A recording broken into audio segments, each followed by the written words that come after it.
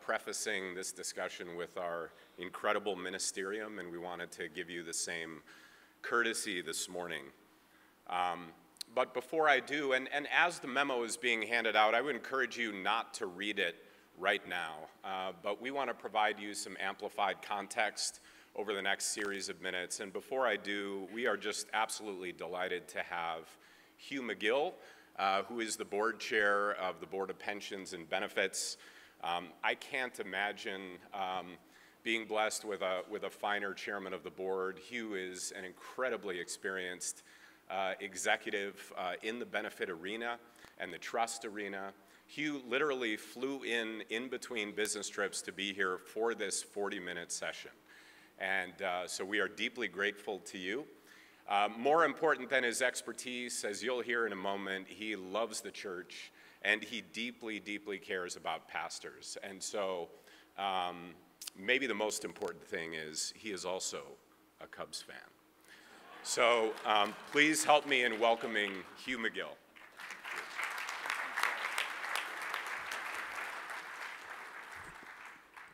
Thank you, Paul, and good morning.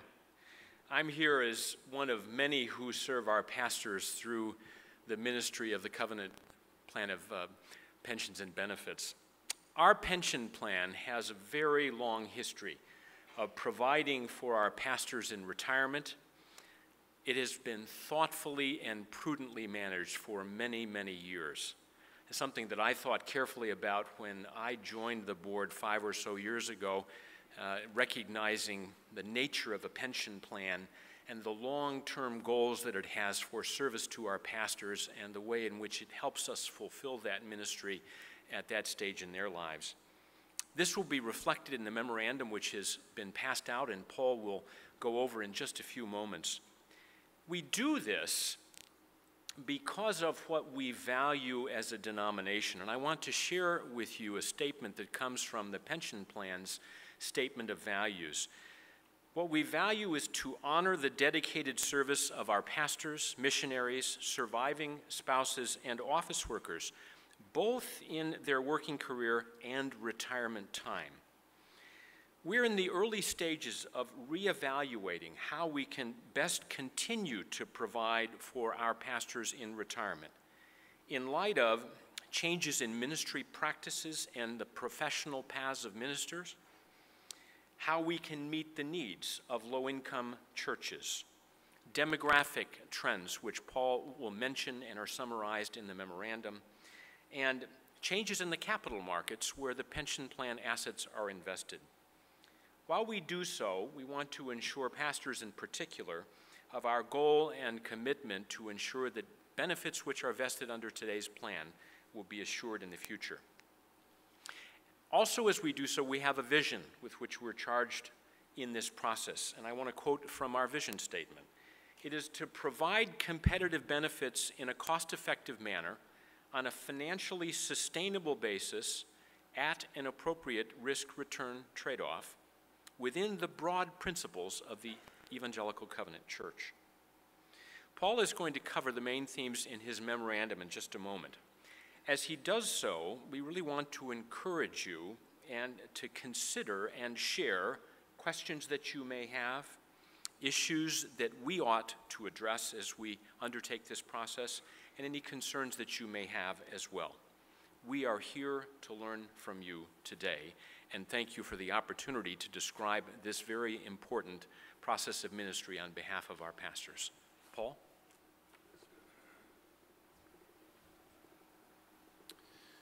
So you'll see at the top of the memo that we've included an email address at covpensionfeedback@covchurch.org.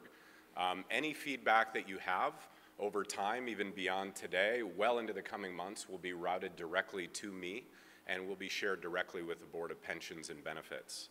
And I want to say that while this board under Hugh's leadership is certainly a central decision maker, our hope and aim and objective is that good process and good diligence will lead to changes, if any, that will already have been well vetted through dialogues, pastoral association dialogues, and so our aim is to hear from those of you less familiar with the plan, this is a traditional defined benefit pension plan, meaning that you, credentialed pastors, are required to participate. Churches contribute 12.5% of considered compensation, and that ends up accruing a lifetime benefit that you cannot outlive in retirement, provided that the plan is well funded. And the plan is well funded. So you will see in our audit that under church plan assumptions, which we believe to be reasonable, and again, we look across many denominations in the Church Benefits Association who are gracious about sharing their own assumptions and funded status. Our plan is funded 98%, and it's funded 98% not only on reasonable investment assumptions, but also on mortality and longevity assumptions that are more conservative than corporate plans are today. So we're doing this evaluation, which is not the first time. It is our continual role to be stewards of this plan, and we've done this over time. But we're doing it from a position of strength. So not only are we inviting your feedback, but we want to ensure, as Hugh said, a scale so wonderfully mentioned.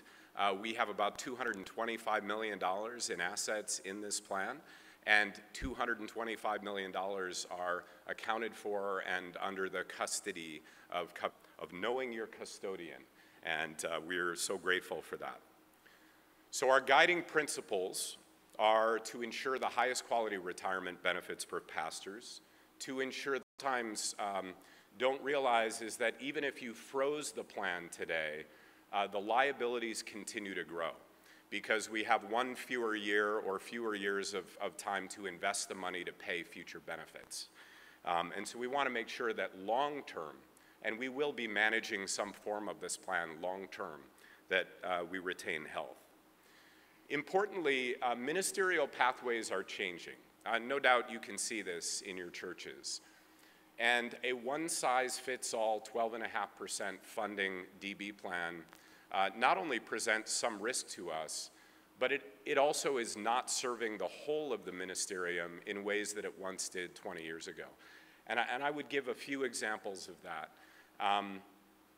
Low-income churches have a very difficult time accessing this plan. And so being credentialed, they're required to be in it.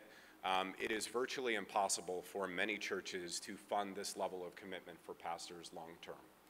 Secondly, consider this example. Young pastors who come in for 5 or 7 years in an ECC ministry context and then move on to another denomination or an outside ministry context or lead ministry. They have a vested benefit, and let's say that benefit is $200 a month. Well, they're 30 years from retirement. And in our plan, that benefit is literally then frozen for 30 years until retirement. There is absolutely no growth in that benefit. And so our plan is also not portable for younger ministers who have shorter duration in ministry. Thirdly, and these are just some of the examples that we're working through, we have later stage pastors that choose to adopt into the ECC family and might be 58 or 62 years old and have been paying in another denominational context to a 403b9 plan at 6 or 8% for 35 years, and now are asked or required to come in and double that contribution into a plan where they'll barely achieve vested status. So all that to say that the complexity of the ministerial pathways are changing, and unlike Bethany, where we have this platinum-plated healthcare plan that is an option but not a requirement, we have a one-size-fits-all pension plan, and it's not serving the whole of the church as well. Now, any future plan, if there is any change to our plan, would absolutely be required. We know that if local churches have the option to invest for the retirement of their pastors, in all scenarios they will, but probably not as much as they should be to care for these servants. And so we want to make sure as a board that we are, as Ann said, not only educating pastors, but caring for them in the best way that we can. Importantly as well, we want to listen. And so we believe that we have been listening. We have learned a great deal from listening because the economics, while they might seem daunting to people unaccustomed to actuarial science or finance, are actually quite the easy part of this work. The non-economic, the ministerial, the credentialing implications are much more complex. So, for example, if we closed our plan, and you are in the plan if you're in it, but new credentialed ministers come into a different form. Imagine a call process looking at two pastors with two different price points of retirement plans. And we'd all like to think that that wouldn't affect the call process, but the reality is it could. And so we need to be really mindful of the ministerial and the non-economic realities of retirement plan design. So a few points on themes which are affecting all defined benefit plans. No doubt if you live in Illinois or California, Detroit, you're aware of some of these challenges which face all plans. Life expectancy is a wonderful thing for participants. But consider this, the math under our current plan is that whatever has been paid into the plan, so actual contributions into our plan, cover the equivalent of 8.3 years of retirement payments. So if you live to age 90 and you've retired at age 65, that means that the payments into the plan would cover till age 72, and 18 years of payments would have to be covered by the earnings on those payments into the plan. So today, with over 63 participants well over the age of 90, you can start to see the pressure that that creates on long-term earnings performance within the plan. So we are delighted with the status that we're in today with those trends. We joke sometimes in the pension board, as you've heard me say, that these wellness benefits are killing our pension plan. Long-term returns in the capital markets, as Hugh mentioned, are under more pressure because of a sustained environment of exceedingly low interest rates. Over the last 7 years, our returns have exceeded the threshold that we need to make. Over the last 10 years, they fall short simply because of the really deep effect and lingering effects of the economic crisis. I also just want to name again that we are listening really clearly to our ministerial associations and the need for low-income churches to find better access and better care for their ministerium. So, within the CBA, I think the other thing that we want to name is we have unfortunately seen some very difficult situations in other denominations, many of which look a lot like us, in significant benefit reductions that have been incurred on behalf of faithful pastors. And so we have listened to their stories. They have been incredibly gracious with the process that they've been through, and we never want to be in a position to have to act in a reactive fashion, and so we're delighted to be raising this issue. So what is our timeline? We've been in really much more candid discussion within the board over the last year and a half, and Ann is a part of that. Steve Dawson and NCP are a part of that. Ordered Ministry is at every meeting. You've got pastoral representation on that board as well, but I want to emphasize that this is well beyond discussion of the pension board. The Lilly Financial Leadership Team, Ordered Ministry, Covenant Offices Leadership, Council of Administrators, Superintendents, Tammy is on the pension board as well, the Finance Committee, the full ECC Executive Board, and we will be present at ministerial associational meetings, conference meetings, and midwinter. So we are refining a list of options that we will bring to the pension board in October for consideration. No decisions have been made. No decisions will be made in October. We will then further refine our analysis through the winter. We will be present and very active in discussion at midwinter. And then in February is our current target at our pension two-day board session in Chicago. The pension board will come to a point of decision, if any, on a number of different suggestions that we will have refined by that point, with any changes being presented at Gather next year. I will also say if we need more time, we will take more time. And so we're going to be very disciplined in this process. please hear us again that we are not currently evaluating or anticipating any benefits. So as you go back to your churches, one of the reasons that we want you to have this memo is that we want you to have some consistent talking points. It's a proactive evaluation from a position of relative strength. Before we open it up to the microphones, just a few of the options that we are considering. One option would be some select amendments to the current plan. Another option would be the closing of the plan, which would mean if you're in it, you continue to be in it, and nothing changes, but new credentialed ministers would go to a different form. This is exactly what we've done with our lay pension plan at 8303 at headquarters. I joined after the cutoff, so I'm in a different form of program than those who joined before. We could also freeze the plan, which means that if you're in it, you're in it. Your accrued benefit today is what you've earned, and that is our commitment to you, but all future funding for all participants, new and existing, would go into that new future plan form. And so, and lastly, we're also looking at some buyout valuation, and this would not be for everyone in the plan, but we have many inactive, I think 500 or so inactive, no longer in service of ministry in the ECC, not retired, but vested benefits, many of which are very small, de minimis benefits. And so there's an opportunity to look at using some of the plan liquidity to buy out those participants who would probably be delighted, because that takes some of the longevity risk off of us and places it into their hands where they can invest then until the point of their retirement. So we want you to know we understand the sensitivity of this. We are raising this because we feel it's good stewardship to do so.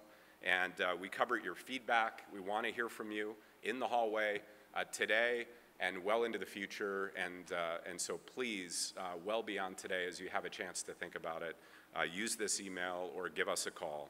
And we also covet your prayers in this process, and know that it's something that is a blessing for us to be involved in, and also that we're deeply committed to.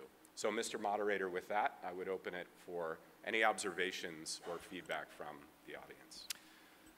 Since this is a roundtable discussion, the floor is open for delegates to approach the mics. As a reminder, delegates, please wait for me to recognize you at the microphone, then state your name and the church or organization that you're representing. Do be mindful of the times. We will keep track of times if you're extra verbose, and then we will have to cap the time at some point in this discussion.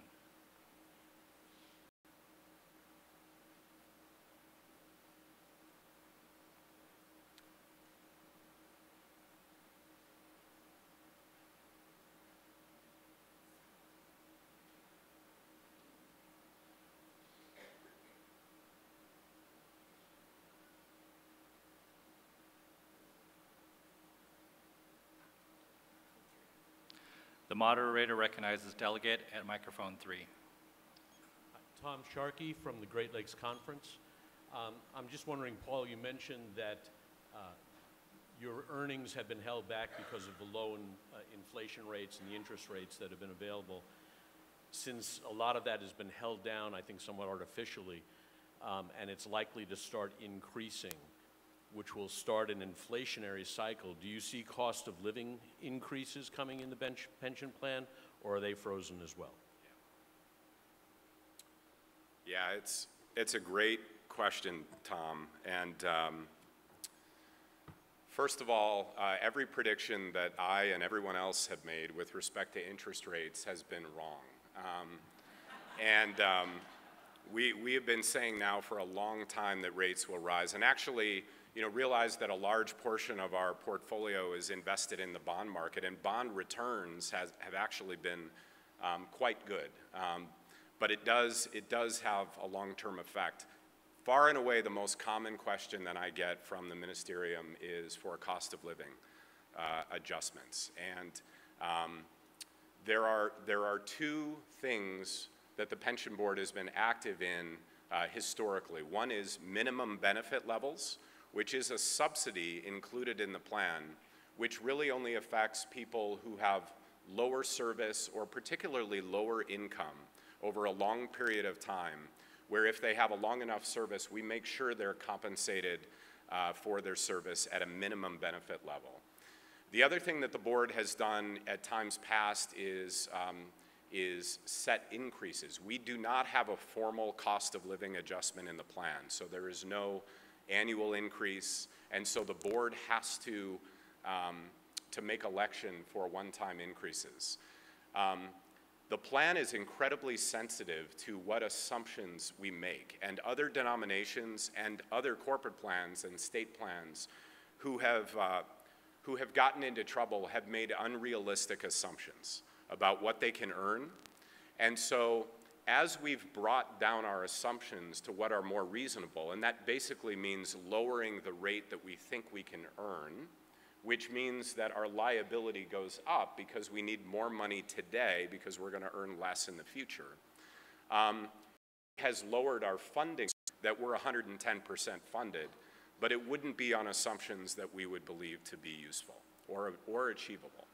So we set a policy in place. We actually have to be at a level of 110% funding pro forma, as if the benefit was already enacted, to make the decision to make increases to our funding levels. So we are not at that point today. If our 98% got to 110 on these assumptions, we would be in a position to make that determination. So the answer at the moment is, it's always on the table.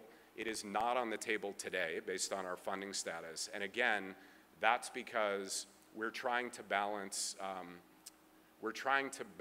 nothing would make us more happy than to make an increase today for those who have so faithfully served. But we're not going to do that at the risk of not being able to make good on all of the commitments we've made in the plan to date.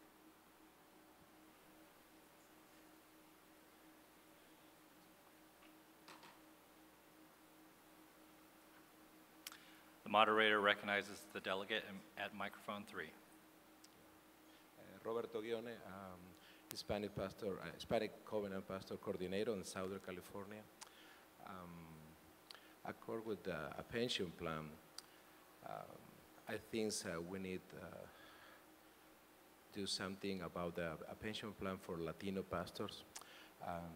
In my situation, when I talk with our pastors, I think our churches, or Latino Covenant churches, they need much information about, and also Spanish material. And for example, the 12.5% in many cases is very high. It's a lot for, especially for churches where the people, or maybe 50% of the people is low income, especially for the immigrant congregations. So I assume we don't have an answer right now, but I just want to express this is a realistic need in our Covenant Latino churches. Right now we have over 70 Covenant Latino pastors in the United States, but every year after each assessment, we have more church planters and more Latino pastors. 80 or 85% is bivocational. So I think we need to do something now before we expecting 100 or 200 or 300 pastors. Especially in Chicago, we need some people with the skills to talk in Spanish and bring better information and teach our Latino Covenant churches. Thank you. So the only comment I have right now, Roberto, is I'm glad to have Mipe in the dialogue, because we know that not only is this plan not serving you, but we also know that it's more than translation. We need people who fully understand the nuances of this and healthcare, as we've talked about, being present as part of the Lilly Endowment work, and Steve and Dan Piatzik and I talk a lot about this. So we're grateful to have you in the dialogue as we evaluate this.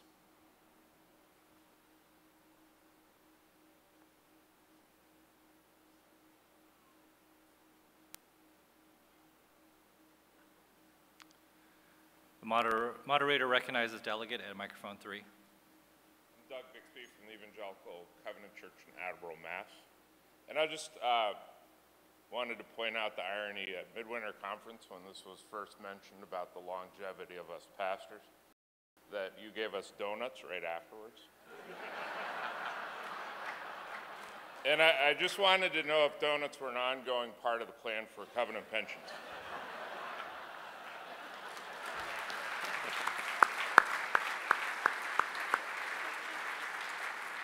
That was Hugh's idea. Yeah.